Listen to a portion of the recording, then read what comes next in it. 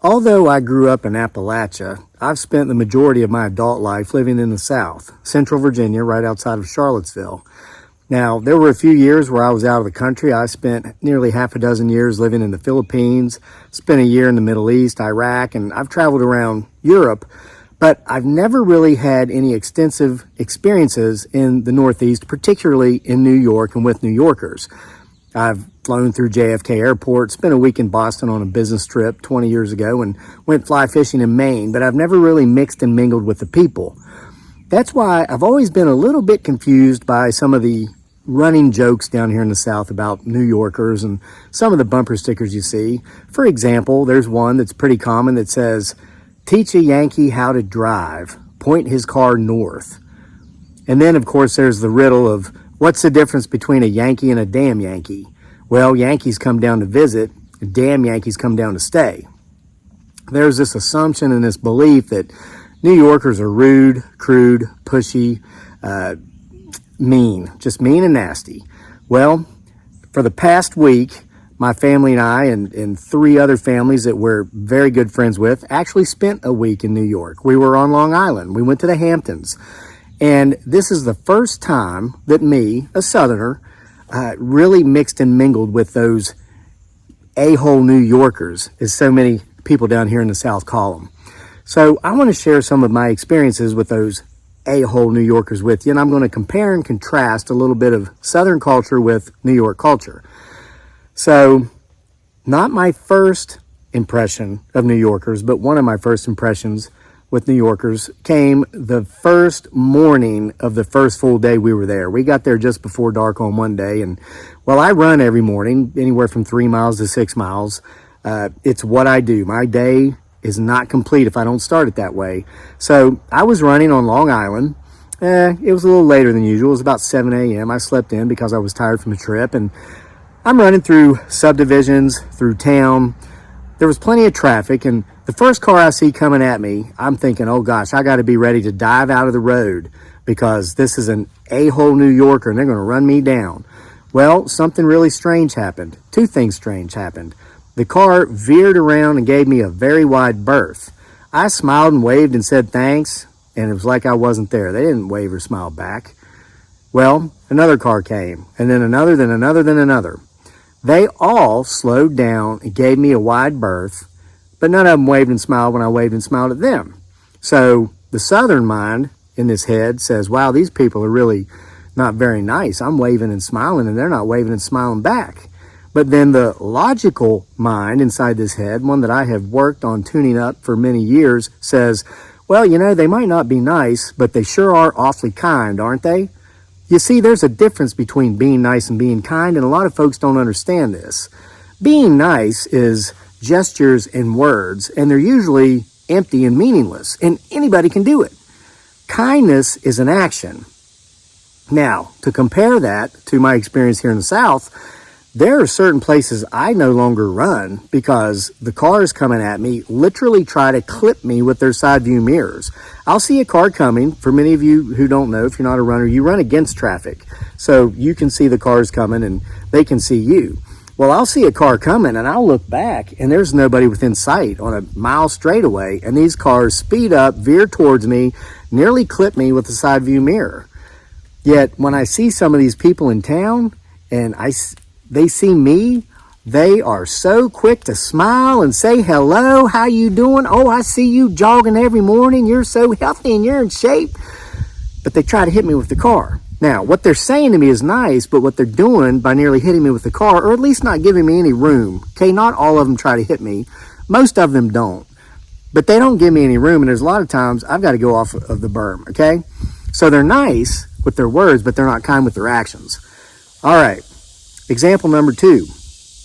One of our friends in our friend group here he's a disabled man and he's in a wheelchair. Well, he has a special beach chair that it looks kind of like a beach chair you might lay out in, similar to the chair I'm sitting in now, but it's got longer seats so you can put your legs up on it. And it's got 2 really big, wide rubber tires in the back and one in the front. It's like a tricycle. And there's a strap in the front where somebody pulls, and then there's a handlebar in the back where somebody pushes. Now, my friend, he's not small. He stands, when he could stand, he would be 6'1", and he probably weighs about 220 pounds. Me and my buddy, another man in this group, love pushing him. We don't mind, but it's not easy. Now, our kids, like my son Daniel, they're preteens now. They're big enough and strong enough to where they really help. But that first day on that beach, after we spent 4 or 5 hours at the beach, and it was wonderful. The kids went surfing for the first time. They took surfing lessons. We all went deep sea fishing. It was just a glorious trip, best trip ever. And we did it with friends, that we've had for many years. A lot of commonalities. Everybody gets along with their spouse. The kids aren't a-holes. They're disciplined. Successful people, business people, military professionals, social media content creators, doers, okay? We really click. Wonderful people. So I'm pushing, my buddy Will, shout out Will's, we're pulling our buddy Mike, shout out Mike, off the beach. Well, this woman is sitting there. She looks over and she stands up and comes over to us and says, could you use some help? And I said, oh no, that's okay. And she says, okay. And she goes over and she sits back down. Now, my southern mind thinks, wow, what a witch. She offered help, but she didn't help. But then my logical mind says, well, why didn't she? Because she offered and you said you didn't need help. See, because here in the South, in Southern culture, we would say, oh no, that's okay. But then they would say, oh no, I don't mind. And then you say, oh, okay, thanks. But I was in New York.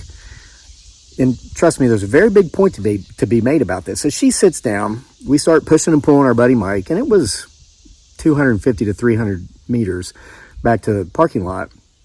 Well, this man looks over and he sees us. This guy's in his late 30s, big guy, 6 feet, 210 pounds solid. He looks over, he comes over, grabs a chair and says, looks like you need some help. I said, yes, we do. Thank you. He says, oh, forget about it. He was from Brooklyn, which was right across a couple bridges. Made that job so much easier. Got us there in half the time. Okay. Now, in comparison to Southern culture, and I'm not taking a knock at my fellow Southerners. I'm going to get to that too. It's just comparing and contrasting the cultures. We've gone to the beach with our friend Mike in the South. We went to the Eastern Shore just a couple months ago, spent a few days over there. It was a beautiful trip. When you go past Southerners, they'll look at you and they'll say, oh, bless your heart. They see us pushing that chair. They see him in the chair. So many of them say, oh, bless your heart. But not a single one gets up to help. Again, they're nice. They're blessing our hearts, but they're not being kind by getting up and taking action to help. Now, in New York, the woman wasn't very nice, but she offered kindness and was going to be kind, but I kind of shut her down with my Southern ways. So that's another example. When we went deep sea fishing, there was a guy, a local from Staten Island, used to live in Staten Island, because I talked to him a little bit there at the end before we got off the boat. He was an older gentleman, retired. He's fishing beside us. We're not catching anything because we've never done it. And we eventually started catching some fish, but this guy's slaying them because this is what he does. And his cooler was full and he kept catching them and he started putting his fish in our bucket. We didn't even bring a cooler. So the crew of the boat, they gave us a bucket. This dude literally contributed more than half the fish that we took home and ate that night. And they were delicious. We had the black sea bass and, I can't even remember the name of it because I've never caught these kind of fish before. They were beautiful fish. They were tasty fish. So he contributed more than half the fish we took home to our bucket. And then when we were leaving, getting off the boat, he looks over, he says, do you not have any ice? I'm like, well, no, we can get some at the store. He goes, nah, come here. Took ice from his cooler and put it on our bag. They filleted our fish. They had it in a bag. He put that in a trash bag and covered it with ice so we could get our fish home without them spoiling. I tried talking to him a few times and he was, and it was just, you could tell he didn't want to engage me in small talk. And I was thinking, this guy's not very nice. He's not very friendly. Down in the South, we're nice and friendly, and we just waste hours of each other's times with small talk. This guy didn't want any of that. He wanted to fish, but he was kind. He fed us, and he gave us ice so that our fish wouldn't spoil. You see the difference? So I brought this up with my friend Mike one night, and because I said, Mike, back down home, everybody's like, people from New York are a-holes, they're rude, they're pushy. I said, that has not been my experience. And I base my views and opinions upon my experience, my personal experiences, not from what I see on legacy news medias, channels and outlets, not what I read in journals and magazines, and not what I hear from others. I base my views, my worldviews upon my own experiences. And if I have not had certain experiences, I will not allow myself to have views. I will have no opinion. And this frustrates people who are ate up with politics and culture war and all that stuff because they demand to know where I stand. Well, if I don't have any experience with that particular situation, I stand nowhere. What's the saying? It's better to be thought of as a fool than to open your mouth and prove it. Okay. So my friend Mike, he says to me, Kevin, and he did all of his education out in Arizona, at the University of Arizona. And let me tell you something. This is something I really appreciate about my friend Mike. I told you he was in a wheelchair. He got in an accident very young, and he lost his ability to walk at a very young age. And he just adopted the attitude, if I can't use my back, I'll use my brain. This man got a bachelor's degree, a master's degree, and a PhD in biology. Spent time working as a scientist. Got bored, went to law school and got a law degree, and then practiced law, both as a public defender for a while and then for a large biopharmaceutical corporation. This is one of the most accomplished men I've ever met in my life, and he did it all from a wheelchair. I can't tolerate excuse makers. When I hear people saying, well, I would have done this, but this happened so I couldn't, or, well, I tried to do this, but that didn't work out because of that person, or I look at my friend Mike and I'm like, we have no excuses for any of our shortcomings in life. When somebody like that can do what he's done, and still there's not a bitter bone in his body, the man overflows with kindness. And I'm going to get to this here more in a second with my first experience of New Yorkers when we got to New York. So Mike tells me when I point out to him that, according to all the folks back home, we need to point your damn Yankees cars north and send you back home. He laughed and he said that his caveat on it is this, and he would explain this to his friends at the University of Arizona when he went out there, and all the people from the Southwest were like, this is crazy, you're from New York, you're supposed to be an a-hole. Mike told me that what New Yorkers do and what they are quick to vet you. They do have a faster paced life than we do, a lot of us down here in the South. They don't want to waste time, and they don't want you to waste their time. They're not going to waste your time, and they're quick to vet you. And if they determine quickly that you're not out to take advantage of them, if you're not out to use them or abuse them, and if you're not out to blow smoke up their backside with all this thick, syrupy Southern charm, they are the friendliest people you will ever meet in your life. And from the last week I spent on Long Island, I absolutely agree with that assessment.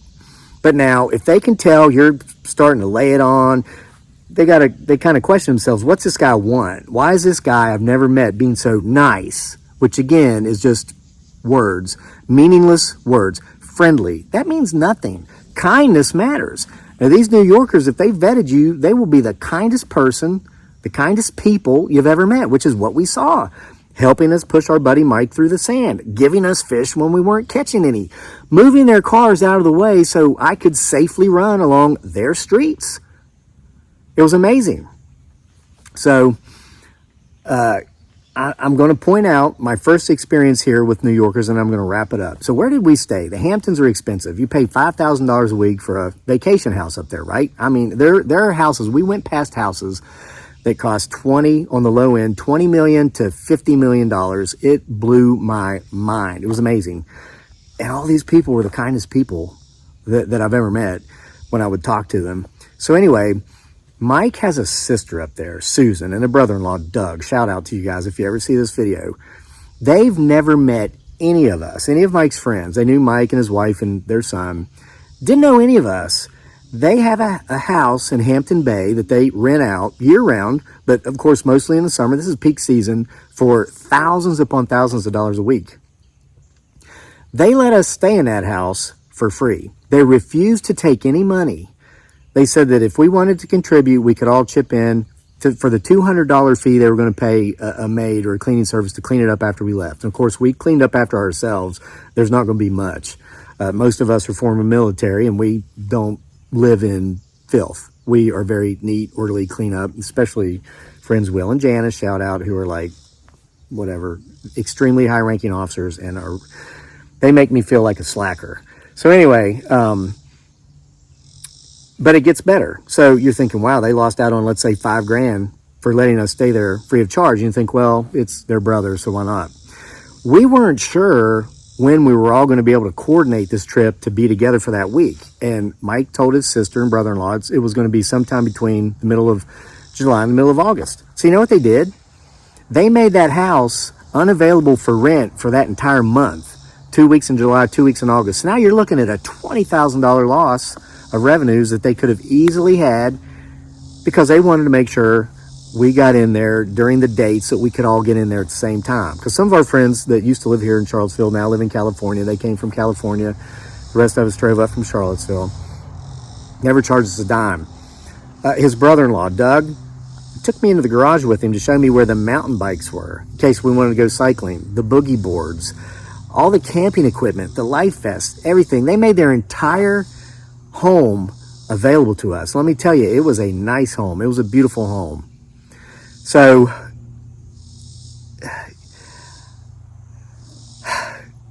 my take on those a-hole New Yorkers, my Southerners' take on those a-hole New Yorkers after actually experiencing a week among them is that they are some of the greatest people I've ever had the honor of spending time with and associating with in my entire life. So I hope you enjoyed this video. I guess maybe the point is, the point is this, and despite the cultural differences, does this mean I'm dumping on my fellow Southerner? No, not at all. I love the South, and I'm quick to vet, not as quick as the New Yorkers, but what I'll tell you is I have found some wonderful people where I am in my part of the world. I have neighbors, some are a-holes, and I make sure to act like they're not even there, but then I have others I've met that I have vetted who are wonderful people. We have friends we've made through our kids' school, through our kids' sports he does, through mutual friends who are some of the greatest people I've ever met in the world, and they're Southerners. So really it boils down to this. People really are the same wherever you go. And when you're dealing with them directly, in most cases, they're a reflection of yourself. So if you're positive, if you're kind, and if you're not full of crap and all you care about is being nice and friendly and all this, you're going to find the people who will be the same way. And, like-minded people attract. And they're out there. Wonderful people, they're everywhere. But to kind of diss on an entire group of people because of where they're from, they're, a-hole New Yorkers. Again, I started this video by telling you I grew up in Appalachia. I've heard plenty about us dumb hillbillies. That's no more true than New Yorkers being a-holes. Wonderful people everywhere. Just go out there and find them. And if you're not finding them, maybe you need to do some work on yourself. See you for more next time.